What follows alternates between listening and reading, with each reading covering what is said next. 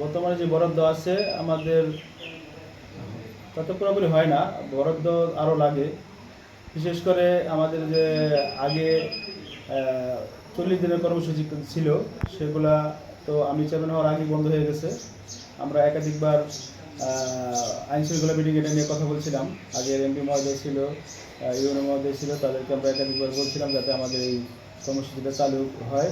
সেটা এখনও হয় নাই। সেটা হলে আমাদের প্রয়োজনীয় যে রাস্তাগুলো আমরা চাহিদা আছে আমাদের, আমরা কিছুটা হলেও আমাদের হইতো, কিন্তু এখন একদমই হয় না সেগুলো বন্ধ হওয়ার পর। আর ওইটা চালু থাকলে আমাদের এলাকার বেকার লোকেরও কর্মসংস্থান হইতো। সেদিক দিয়েও আমরা আমাদের ইউনিয়নগুলো পিছিয়ে আছে। নড়িয়া থানার সকল ইউনিয়নের কাজ বন্ধ।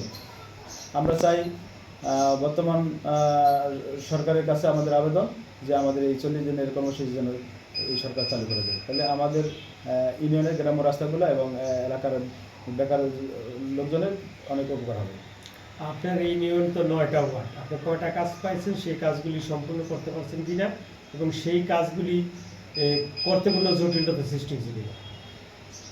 আমাদের 9টা ওয়ার্ডে যে কটা কাজ আসছে আমরা ইনশাল্লাহ সবগুলা সম্পন্ন করছি, কোনো জটিলতা হয়নি। কাবিটা যে টাকা বরাদ্দ পান তাতে কি যথার্থ সম্ভব কিনা? না, চাহিদা অনুযায়ী আমাদের 20%ও হয় নাই। আমাদের আরও দিলে ভালো হয় ইনশাল্লাহ।